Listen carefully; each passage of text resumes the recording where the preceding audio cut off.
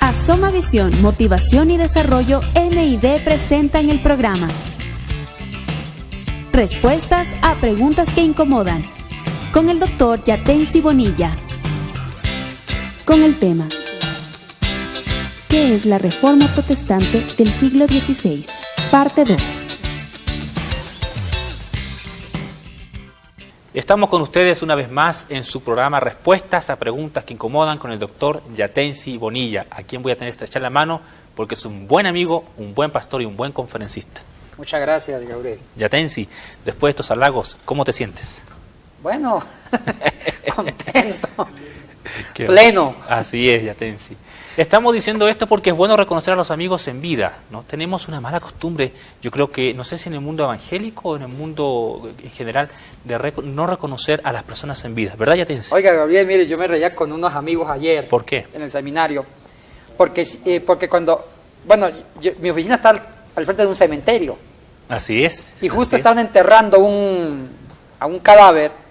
Y por delante comenzaba a escuchar cómo la gente le echaba flores al difunto. Elogios, ajá. Elogios, que mire, que hombre tan bueno, que nunca tomó, que hombre tan íntegro. Yo decía, ay, si así me echaran el ojo cuando me muera, porque cuando en vida siempre me critican, que voy por esta doctrina, que no voy por la otra. Entonces yo decía que cuando yo me muero van a decir, qué conservador, qué fundamentalista era Yatensi. Pero de una cosa no hay duda, Yatensi, que este programa realmente está respondiendo a preguntas incómodas. Y es justamente la pregunta que estamos respondiendo desde el programa pasado. ¿Qué es ser protestante? En otras palabras, ¿qué significa la Reforma Protestante? Es importante señalar a nuestros amigos televidentes que nos siguen que el 31 de octubre de 1517 es la fecha oficial, que así se reconoce como la Reforma Protestante, o es cuando don Martín Lutero clavó sus 95 tesis en la Catedral de Wittenberg, en Alemania, protestando no solamente por cuestiones religiosas, como ya vimos el programa pasado, sino por todo un conglomerado de situaciones que estaba viviendo la Alemania occidental de ese entonces. Alguien diría que nuestra querida iglesia evangélica ha dejado las raíces. No todas, pero en lo general la iglesia evangélica como que ha perdido la identidad, Yatensi. Y muchos de nuestros pastores, amigos, miembros, a quienes queremos mucho y saludamos por lo demás, porque la intención de este programa es edificar al pueblo de Dios, desconocen lo hermoso, ¿no? Lo hermoso de la raíz histórica del protestantismo como tal. Pareciera, diría alguien, de que esto de la reforma solo debemos dejar a los reformados, o a los luteranos, o a los calvinistas, pero no es así. Todos los cristianos evangélicos venimos del mismo tronco común, la Reforma Protestante del siglo XVI. Y es nuestro deber conocer la historia y entender, como dijimos el programa anterior, que la Reforma Protestante del siglo XVI, impulsada por Martín Lutero, luego por Ulrich Zwingli, posteriormente por Juan Calvino y por todos los reformadores, tuvo 4 causales. 4 factores que llevaron a que la reforma explotara en el 1517. La primera causal era el factor político que Europa occidental estaba viviendo desde el siglo X, pero sobre todo el siglo XIV y siglo XV. La política realmente era un asco en esa Europa en aquel entonces. La política estaba tremendamente mal, estaba todo torcido, el sistema judicial estaba corrupto, en muchos aspectos, ¿no? Había problemas en la política. Martín Lutero entonces no protestó, ¿verdad, Yatensi? Con el aspecto religioso, sino también en el aspecto político. Hay un segundo factor, un tercero y un cuarto. El segundo factor que llevó a la reforma fue el factor intelectual. El tercero es el factor socioeconómico. Y por último, el cuarto, el factor religioso. Hoy nos centraremos exclusivamente en el factor intelectual. Pastor. Mire, el segundo factor que ayudó mucho a recrear, a crear, a trabajar todo un espíritu reformador que dio origen la Reforma Protestante en Sajonia, en Alemania, en el siglo XVI, fue también el factor inclusive intelectual, académico. El factor intelectual hay que entenderlo desde el Renacimiento. Ya hablamos en un programa anterior sobre el Renacimiento. El siglo XV, correcto. Sí, haciendo un pequeño recuento. ¿Qué fue el Renacimiento? Es importante para entender el factor intelectual que ayudó a formar la reforma del siglo XVI. El Renacimiento se produjo cuando los musulmanes turcos conquistaron el Imperio de Oriente, conquistaron Constantinopla y cayó el último imperio que todavía no había caído, el Imperio de Oriente. Esto fue en el año de 1453, cuando Constantinopla fue tomada por los turcos, y esta ciudad ya se dejó de nombrar Constantinopla y después se va a llamar, siglo después, Estambul, que ahorita es el nombre actual de esta ciudad. Y muchos griegos, muchos orientales de este imperio, se trasladaron a Occidente llevando consigo las artes, la literatura, la poesía, la filosofía, la lengua griega oficial de Oriente, y van primero a Italia. Italia fue el primer país que acogió la literatura oriental, la filosofía oriental, los clásicos orientales, y nace así el Renacimiento. ¿Qué es Renacimiento? Como la palabra lo indica, renacer, volver a rescatar los originales, las antiguas obras, esculturas, el pensamiento de los filósofos antiguos, y volver a las lenguas originales de las obras de Platón, de Aristóteles, volver a leer el griego, a estudiar el griego, para entender a los filósofos en su propia lengua, griego. Y también eso afectó mucho a las Sagradas Escrituras. Eso iba a preguntar, ¿la Iglesia fue afectada por esto? Claro, porque en ese momento la Biblia que se leía era el latín. Que era la lengua oficial del imperio. Exactamente, salía la Biblia en latín, que era la Vulgata Latina, traducida por San Jerónimo entre los siglos 4 y 5. Entonces, la única versión oficial, seria, era la versión de la Vulgata Latina en latín. Entonces, con el Renacimiento, empieza la Europa Occidental a cuestionar la traducción de San Jerónimo del griego hebreo al latín, y empiezan a estudiar de nuevo las lenguas originales como el hebreo, el paleohebreo, el arameo, el griego, para entender la Biblia en los manuscritos de las lenguas más antiguas. ¡Ay! Eso fue un despertar en todo sentido. Entonces, también el Renacimiento despertó el estudio por el humanismo. El Renacimiento replanteó el concepto de hombre. ¿Será entonces que en el siglo XV surge como tal el humanismo como ideal? Sí, el humanismo es un hijo directo del Renacimiento. Porque ahí los renacentistas se plantean, hacen una pregunta: ¿hemos descuidado al hombre por la religión? Siempre nos preocupamos por Dios y su doctrina, y hemos descuidado al hombre y sus necesidades. Entonces el Renacimiento encaró el humanismo de frente, volver a hablar del hombre y volver a trabajar el concepto de hombre y sus necesidades. Entonces viene todo un secularismo y todo un empeño por rescatar al hombre y sus necesidades. Y ahí nacieron grandes filósofos que ayudaron a este concepto, como la antropología de René Descartes, la antropología de Kant y sobre todo, Gabriel, la antropología de Hegel. Porque Hegel es el padre indirecto del materialismo dialéctico de Karl Marx, porque Karl Marx se alimentó del racionalismo de Hegel y su humanismo.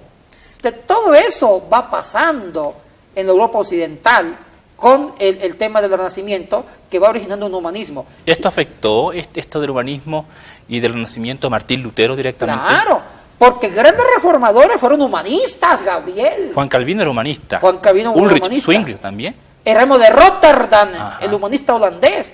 Y también, aunque no directamente, Martín Lutero coqueteó mucho con las tesis del humanismo.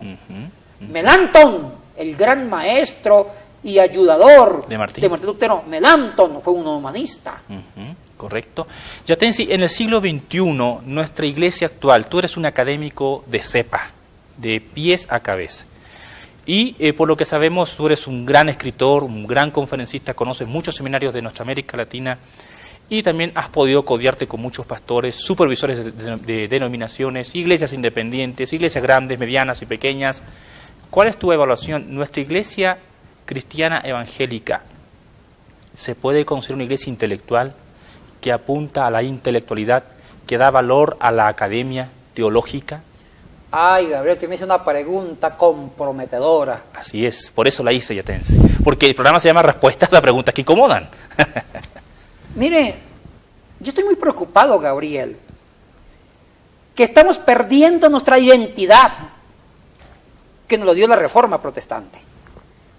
Y uno de los condimentos de nuestra herencia protestante es la alta academicidad.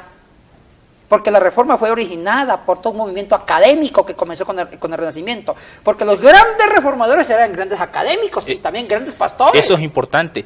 Tenemos que señalar que nuestros grandes reformadores, Martín, Zwinglio, Calvino y otros, eran pastores, sí, pero también eran teólogos, Yatensi. Teólogos. Eran académicos. Y también manejaban otras disciplinas. Correcto, siga. Y eso ayudó a darle en un comienzo una identidad académica a la Reforma. O sea, que ser protestante era ser una persona culta. Y también nació un grupo de hombres que se llamaron los libres pensadores.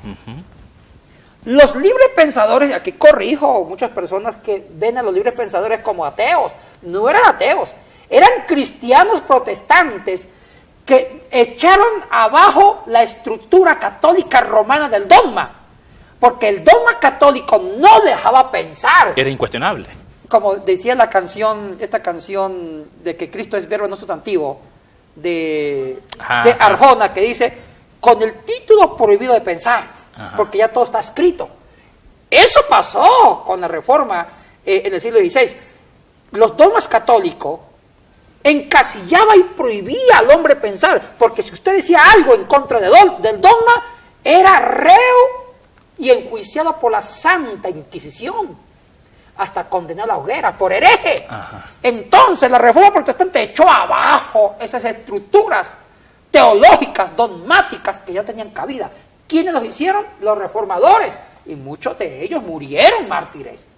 Entonces, la Reforma era empezar a no tener miedo, a buscar nueva forma de pensamiento que ayudara a la dignificación, al desarrollo humano y social, pero sin ser indiferente con el principio bíblico, sin ser ajeno a lo que Dios quería para nuestras vidas. Oigan, qué gran mezcla.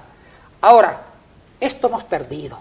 A eso quería llegar, justamente a su evaluación de la Iglesia evangélica. En América Latina y sobre todo en el cono, en la parte andina, en nuestros países andinos, yo veo que algunos, no puedo generalizar, cuidado, porque la iglesia evangélica es muy fragmentada. Yo veo que algunas iglesias evangélicas es más secta que aporte y desarrollo humano. ¿En qué sentido secta, Yatensi? Porque solamente se refugian en lo espiritual y se olvidan de que existe una estructura social, política, económica, un desarrollo científico. Y la iglesia comienza a vivir ajena a la realidad actual. Y a veces no somos pertinentes. Mire, una vez dijo un politólogo, me reservo el nombre, un buen político del Ecuador, me dijo, mire, si algún día desapareciera la iglesia evangélica, ninguno de los ecuatorianos nos daríamos cuenta. No puede ser. Eso lo dijo él, aunque yo tampoco estoy de acuerdo. Yo tampoco estoy de acuerdo con esa expresión. Porque dirán, ¿dónde está el aporte en la educación superior o media?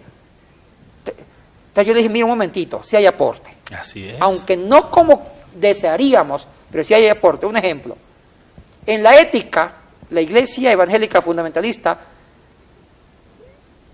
si alguien fue borracho o alcohólico y le pegaba a su mujer, ahora ese evangélico ya no toma, o sea que es un borracho menos. Y eso es un aporte, porque ayudamos a tener borrachos menos y en lugar de gastar el alcohol, lo van a invertir en la familia, llevar la comida a la casa. Eso es un aporte social. Ahora, claro que no hay un aporte mucho más estructurado, como decir que tengan lindas universidades, que las universidades evangélicas ayuden al desarrollo intelectual en forma directa y que se conviertan en referente, claro que hace falta. O grande, bueno, si hay colegios, en educación media hay colegios que han ayudado mucho a la formación, eso sí, en la educación media. Pero falta más un aporte que diga, la iglesia protestante, evangélica de estos países están comprometidos con el desarrollo científico, humano, económico, con el desarrollo social. Sí falta una propuesta mucho más directa, porque hemos reducido la experiencia evangélica solamente al culto. Hemos reducido el concepto de iglesia a lo espiritual, pero no olvidamos de lo otro. Ahora, también hay que entender que entendemos también por lo espiritual. Entonces, yo sí veo mucha pobreza, no nula, pero sí hay una pobreza de un aporte más directo de nuestras iglesias evangélicas a la transformación social, a adquirir valores, a la ética, al significado, al desarrollo. ¿Por qué? Porque a veces por lo menos falta de un discurso eclesiástico, teológico sobre el aborto, falta de un discurso eclesiástico sobre la biogenética. Discursos hay, a lo que nos referimos quizás un discurso más intelectual, más preparado, más fundamentado. Tanto pastoral como fundamental, ¿correcto? Exactamente. Sí falta. Ahora, también hay otras iglesias que sí están comprometidas. Ajá. Las iglesias más históricas, como las luteranas, presbiterianas, no sé... Reformadas, sí han trabajado mucho con un impacto en la sociedad, con un trasfondo de desarrollo social. Correcto. Cuando digo desarrollo social,